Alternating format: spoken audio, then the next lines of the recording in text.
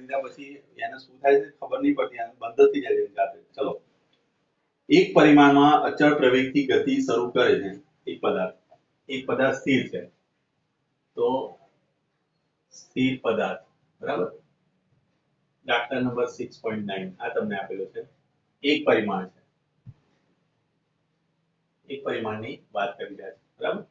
અને અચળ પ્રવેગ છે, અચળ પ્રવેગ ગતિ કરે છે, બરાબર. અચળ પ્રવેગ એ લઈ લો તો t સમયે તેને મળતો પાવર કોના સમપ્રમાણમાં હશે? તો સમય t માટે, બરાબર. ચલો, તો સૌથી પહેલા પેલું પાવર, બરાબર. તો પાવર માટે એક જ મિનિટ,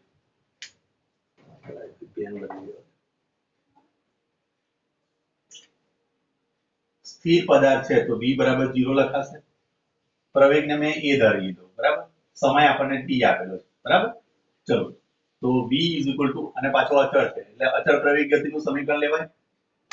તો અચળ પ્રવેગ હોવાથી તમે લખશો v v0 at. આ સૂત્ર વપરાય. v0 બરાબર 0 લેવાશે એટલે v a t. Equation number 1 આપો, બરાબર. હવે પાવરની વ્યાખ્યા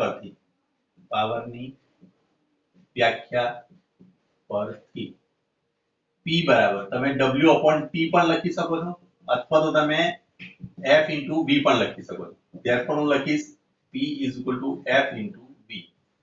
therefore p f ની જગ્યાએ લખીશ ma. મેં કીધું છે father = mother.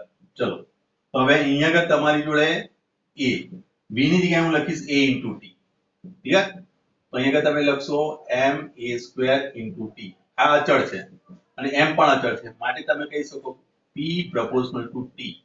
કારણ લખશો m અને a અચળ છે. બોલો, છે કોઈ કન્ફ્યુઝન આમાં? હોય તો મને કહો. ચલો,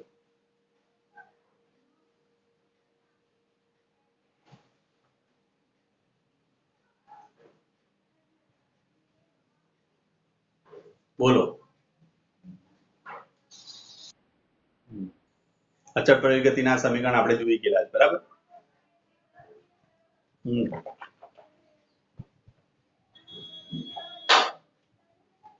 આ સમીકરણ કેવી રીતે લાયા? તો w એટલે f * d લખાય upon t, f * d/t. d/t સ્થાનાંતર ભાગ્યા સમય, that means કે વેગ અને આ f આવ્યું, બરાબર. આ રીતે આ સૂત્ર લાયેલા હતા, બરાબર. જોઈ લો.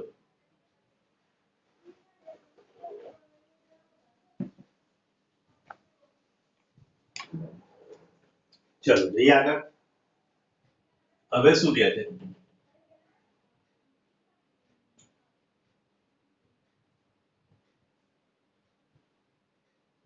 પેલા દાખલા તમે જે લોજિકલ દાખલા છે ને એની અંદર તમે સ્થિતિ ઊર્જા, ગતિ ઊર્જા એ જે છે એ મેં તમને લખવા આપ્યું હતું એને તમે લખવા નથી બોલતો, બરાબર. અમુક જણાએ લખેલું છે, અમુક જણાએ નથી લખેલું. એટલે તમને અંદાજ જ નહીં આવે ભાઈ શું કરો કેવી યાદ આવે.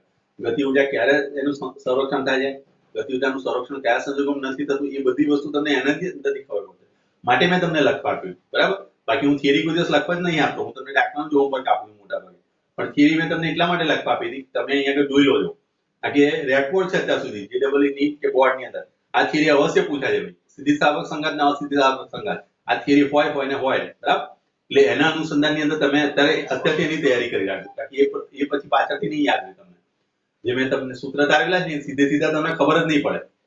બુકમાંથી તમે જોવા જશો ને તો બધું અધર જ લાગશે. એટલે એને તમે ધ્યાનથી એકવાર આજે પણ હોમવર્ક હું તમને કહી દીધું જેનું બાકી જે લોકો લખે, બરાબર. સ્થિતિસ્થાપક અને અસ્થિતિસ્થાપક સંઘાત સંપૂર્ણ રીતે લખો, આખું લખો. આ ક્વેશ્ચનો તમને હોમવર્કમાં ફરીવાર મૂકું છું. જેને નથી લખ્યું એ લખી લાવે. સ્થિતિસ્થાપક અને અસ્થિતિસ્થાપક સંઘાત સંપૂર્ણ સમજાવો, સંપૂર્ણ સૂત્ર સહિત સમજાવો, બરાબર. અમુક જણાએ તો ખાલી એટલું લખ્યું જેમાં ગતિ ઊર્જાનું સંરક્ષણ થાય, પેલા ગતિ ઊર્જાનું સંરક્ષણ ના થાય. તો એ તો બધાને ખબર છે, બરાબર. પણ આ ડિટેલ સાથે લખ્યું આ હોમવર્કમાં. ચલો 6.10 બરાબર. શું કહે છે આપણને? એક પદાર્થ અચળ પાવરથી પી અચળ આપેલો તમને, બરાબર, પાવર અચળ આપેલો છે ને એક જ દિશામાં ગતિ કરે છે, એક જ દિશા, એક જ દિશા, બરાબર, એટલે આપણે કોઈ ઘટક લેવાના છે જ નહીં. તો ટી સમય તેનું સ્થાનાંતર, તો x proportional to 1 ટી ના કયા પ્રમાણમાં ચાલે તે તમારે શોધવાનું છે, બરાબર. ચલો હવે અહીં પાવર p બરાબર w/t જે અચળ છે, બરાબર, આપણને એવું કીધું અચળ છે. ધેટ મીન્સ કે w = p * t થાય, અને ઇક્વેશન નંબર 1 આવે, બરાબર. પણ કાર્ય ઊર્જા પ્રમેય શું કહે છે?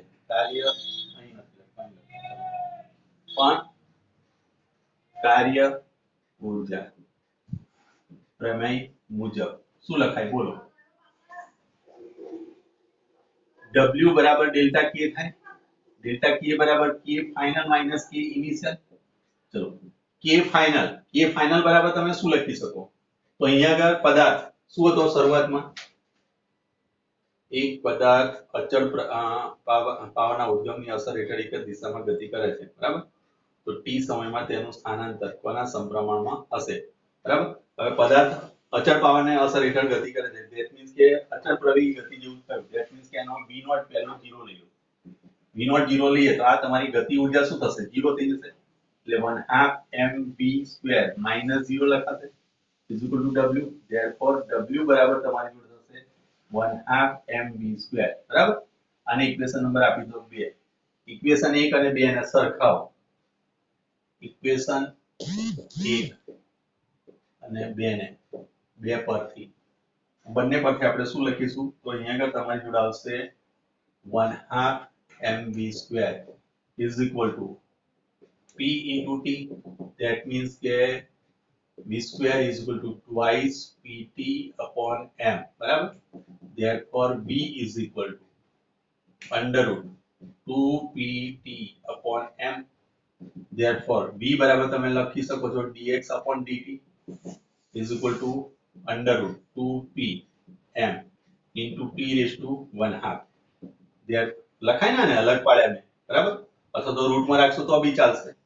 અહીં dx = √2p/m અને t⁻² dt. હવે હું સંકલન લેઉં છું, સંકલન લેતા, બરાબર, તો શું થશે? Integration dx. હવે આ બધો પાર્ટ અચળ છે, જુઓ p કીધું છે તમને અચળ, m હંમેશા અચળ હોય, અને 2 એક અંક છે એ પણ અચળ છે, એટલે આખો અચળ થઈ ગયો. એ અચળને તમે બહાર લઈ લો તો 2p/m ઇન્ટિગ્રેશન t⁻²dt. ચલો આનું સંકલન કરો, બરાબર. ચલો સંકલન કરીએ એટલે શું થાય તમે એકવાર કરી લો, 2 મિનિટનો સમય હું આપું તમને. આનું સંકલન કરીને રાખો, પછી હું અહીંયા આગળ કરું એને કમ્પેર કરો, બરાબર. ચલો કરી જુઓ સંકલન.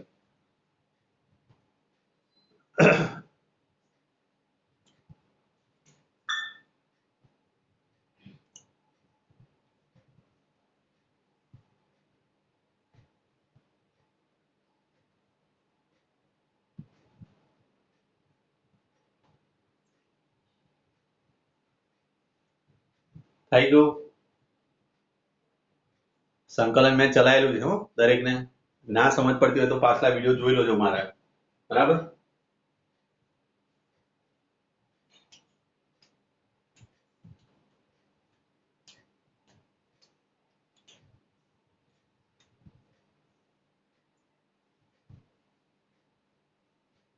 ચલો કરું મારી જાતે. આવે ચલો તમારું થઈ ગયું હોય તો જોઈ લેજો. હવે આનું સંકલન કરી એટલે x આવે. આ સંકલનની બહાર હતું એટલે અહીંયા આગળ તમે લખશો ખાલી 2p/m. હવે આનું સંકલન કરવા જશો એટલે આ લખાય શું? t⁻² + 1/2 + 1 clear. આના બરાબર આનું સંકલન આ રીતે થશે. તો અહીંયા આગળ તમે લખશો therefore x = √2p પ્લસ એ આપણે લખતા નથી, યાદ કરી લેજો. હવે અહીંયા આગળ લખાશે t⁻³ અને અપોન 2 કા 2 ને 1 3/2 આ થશે તો 2/3 થઈ જશે. 2/3 √2p/m t⁻³/2. આ બધી વસ્તુ અચળ છે.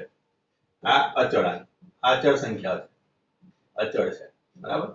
માટે તમે લખી શકશો x proportional to t raised to 3/2. જોઈ લો.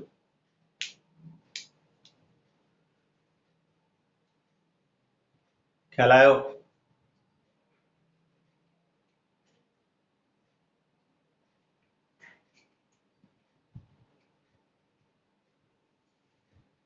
બોલો, સમજ પડી?